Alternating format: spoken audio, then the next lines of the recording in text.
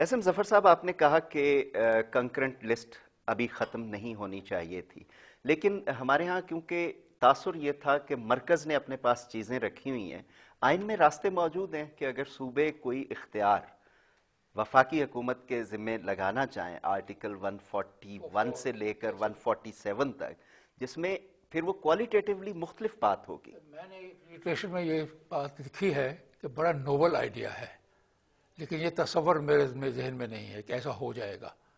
تو کسی چیز کو ممکنات پر چھوڑنا درست نہیں ہوتا۔ آئین تو وہ ہوتا ہے جو حقیقتوں پر چلتا ہے۔ یہ تو ہے کہ ممکن ہے ہو جائے، صوبے مان جائیں، صوبے اس نتیجے پر پہنچ جائیں۔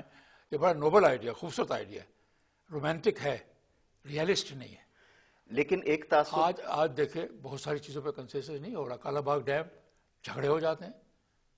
لیکن ایک تاثر یہ بھی ہے کہ جو مشترکہ قانون سازی کی فہرست تھی، اس میں بہت ساری باتوں کا تعلق سماجی شعبے سے تھا، اور برکیف تحصیل کو بھی جا کے وفاقی حکومت کا ملازم ہی چلاتا تھا جو سول سروس کے راستے آتا ہے۔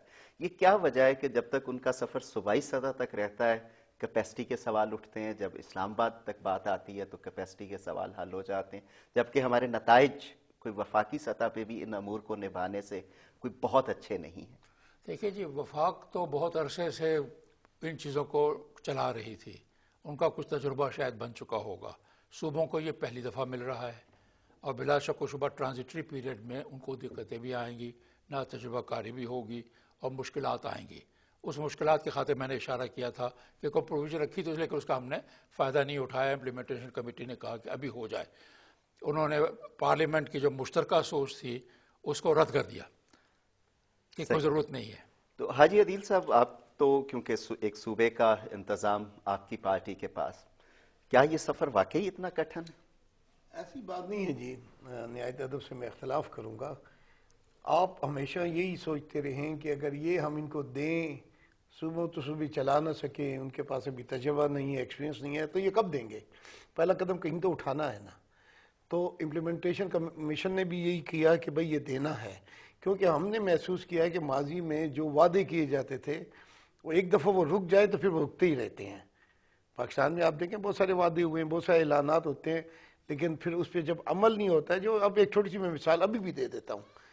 3 سال سے 2009 سے این ایف سی ایوارڈ کے فوراً بعد وزیر اعظم صاحب نے اعلان کیا تھا کہ چشمہ رائٹ بینک کنال لفٹ 1 ہم شروع کر رہے ہیں۔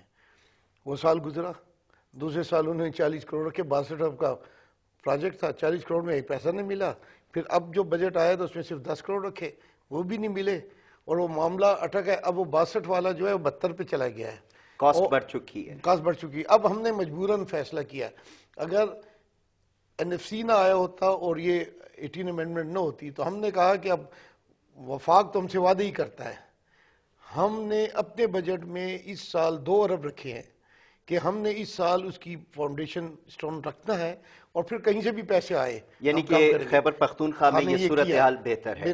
ہم نے کی ہے، اس لیے دیکھیں ٹیچنگ پرابلمز ہوں گے، آخر وہ بچہ جب ہے پہلے سال تو اپنے پاؤں پہ نہیں چلے گا نا، لیکن دوسرے تیسرے سال وہ چل پڑے گا۔ پھر ہم نے پارٹ 2 جو ہے لیجسلیٹو لسٹ میں، اس میں بہت ساری چیزیں ہم نے رکھ دیں جس پر بات ہو کاؤنسل آف سکتی ہے۔ کامن انٹرسٹ کامن انٹرسٹ میں بہت ساری موضوعات ہیں، یعنی جیسے کہ ڈرگس کا ہے، ہائر ایجوکیشنز ہے۔ سوال یہ ہے کہ اگر ہم اسی خوف میں مبتلا رہے کہ جناب یہ تو صوبے کر نہیں سکتے، سوال یہ ہے کہ پاکستان ہے کیا؟ ان صوبوں پہ مشتمل پلس اسلام آباد، اور تو کچھ نہیں ہے نا۔ بلا شبہ۔ اچھا، آپ کی سروس میں صوبوں کے لوگ ہیں، اور صوبوں میں آپ کی سروس کے لوگ، ہمارا چیف سیکرٹری، آئی جی پی، وہ تو وفاق سے آتا ہے، اسی طرح بہت سارے اور محکموں میں آتے ہیں۔ تو وہ اگر یہاں وہ کام کر سکتے ہیں تو وہاں کیوں نہیں کر سکتے ہیں؟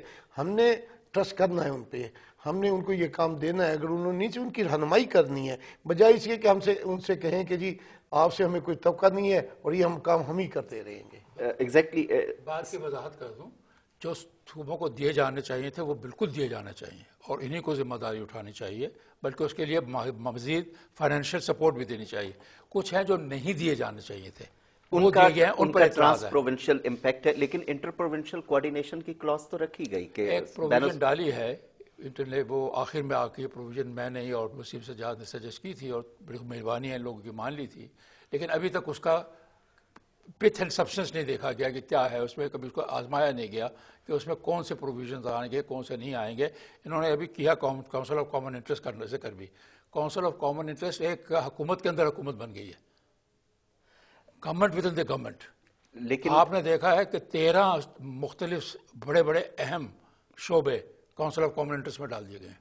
لیکن اس سے یہ تاثر تو بنتا ہے نا کہ اب اس کاؤنسل میں، نیشنل اکنامک کاؤنسل میں بھی تمام صوبوں کی یکساں نمائندگی ہے. دیکھیں نمائندگی تو ہے، لیکن اب ہوگا یہ کہ پرائم منسٹر صاحب اور صاحب جو لوگ ہوں گے وہ وہاں پہ کچھ عرصے کے لیے جا کے بیٹھا کریں گے، اور جو بیوروکریٹ ان کے پاس سامنے پیش کریں گے ان کو، کیونکہ وقت تو بہت تھوڑا ہوگا. اب آپ دیکھیے کہ نیشنل پلاننگ اگر اس پہ بیٹھنا ہے کونسل آف کامن انٹرسٹ کے، وہ بھی اسی میں ڈالا ہوا ہے. الیکٹریسٹی وہ بھی اسی میں موجود ہے، سینسس ہے وہ بھی اسی میں موجود ہے، اور ریلوے بھی ہے.